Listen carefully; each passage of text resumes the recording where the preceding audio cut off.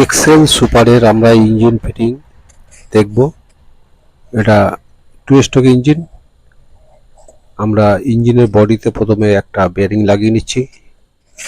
এটা বেয়ারিং নতুন লাগানো হচ্ছে। এই যে ক্রেং শ্যাফট আছে তার দুটো বেয়ারিং অরিজিনাল এবং নতুন লাগানো হচ্ছে। প্রথমে বেয়ারিংটাকে আমি বসিয়ে নিলাম। এরপরে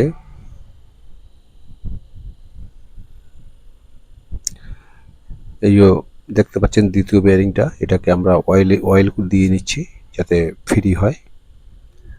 তো অয়েল দেওয়ার পরে আমরা এটাকে আস্তে করে ইঞ্জিনের বডির মধ্যে আমরা এটাকে ফিটিং করব।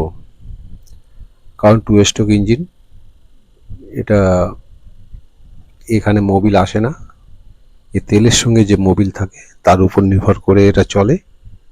পেট্রোলের সঙ্গে মোবিল দিতে হয়, কারণ মোবিল যদি না দেওয়া হয় তখন কিন্তু ইঞ্জিন লক হয়ে যাওয়ার চান্স বেশি থাকে। তো এটার ক্ষেত্রে সেটাই হয়েছে, মোবিল না দিয়ে চালানোর কারণে ইঞ্জিনটা খারাপ হয়ে গেছে। তা আমরা এটাকে ফিট করছি। সব কমপ্লিট করে ফিটিং করা হচ্ছে। এবারে ইঞ্জিনের যে বডি আছে দ্বিতীয় পার্ট, সেই পার্টটাকে আমরা আঠা লাগিয়ে নেব। যেহেতু এতে প্যাকিং দেওয়া হয় না মেন চেম্বারে, তাই আমরা আগে আঠা লাগিয়ে নিচ্ছি। আঠা লাগিয়ে আমরা এটাকে ফিটিং করব। তো আঠাটা ভালো করেই লাগানো উচিত, কারণ এর যে কোনো জায়গা দিয়ে যেন লিকেজ না হয়। লিকেজ যদি হয় তাহলে কি হবে, ইয়ার ভিতরে নেবে, তখন কিন্তু ইঞ্জিনে প্রবলেম আসবে। তার জন্য আটা যখন মারা হবে তখন খুব সাবধানে মারতে হবে, কারণ কোনো রকমভাবে লিকেজ না থাকে। লিকেজ থাকলেই কিন্তু গাড়ি ডিস্টার্ব শুরু করে দেবে। এই কারণে এটার আটা ভালো করে মারা উচিত। আর 2 স্ট্রোকের একটা নিয়ম আছে, এই মানে তেলের সঙ্গে পেট্রোলের সঙ্গে আমাদের কিন্তু মোবিল দিতে হয়। যদি মোবিল বা টুটি না দেওয়া হয় তখন কিন্তু ইঞ্জিন লক হয়ে যাবে। এই একটা ভয় এই ইঞ্জিনের। এটা যখন কাজ করা হয়, কাজ করার পরে যার গাড়ি তাকে বলে দেওয়া হয় যে এটার এই প্রবলেম, এইটা যেন না করে। তো যাই হোক, আমরা দ্বিতীয় চেম্বারটাকে বসিয়ে দিলাম।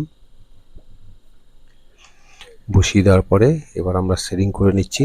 বসিয়ে, কেন বেয়ারিংটা বসাতে হবে, এটা হাত দিয়ে একটু ধরে আস্তে আস্তে চাপাচাপি করলে বসে যাবে।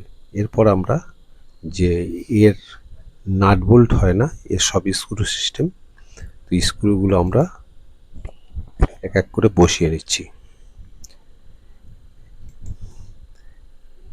এর স্ক্রু সাইজ ভালোই, আর এ যখন আমাদের স্ক্রুগুলো লাগানো হবে ভালো করে টাইট করে লাগানো উচিত। কারণ এই একটাই প্রবলেম যেটা বলছি, এর কিন্তু কোনো মোবিল ইঞ্জিন চেম্বারে থাকে না। মানে ইঞ্জিন চেম্বারে মোবিল থাকে 350 গ্রাম, কিন্তু এই যে বিগিং আছে, বিগিংয়ে কিন্তু কোনো রকমভাবে মোবিল থাকে না। যার কারণে এর যে চেম্বার আছে সেটাকে ভালোভাবে করা উচিত। কারণ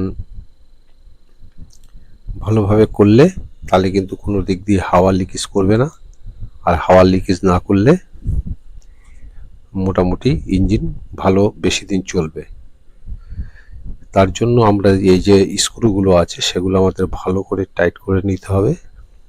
টাইট করে নেবার পরে আমাদের প্রথম যে অংশটা আছে এটাই দেখাচ্ছি। এটা পার্ট 1। আমি এটাকে ভাগ ভাগ করে দেখাচ্ছি। কালকের পার্ট 2, পার্ট 3 এরমভাবে আমি এটাকে দেখাবো, কারণ ভিডিওগুলো লম্বা হয়ে যাচ্ছে। যার কারণে আমরা এটা পার্ট 1 পার্ট 2 করে দেখাচ্ছি। তো প্রথমে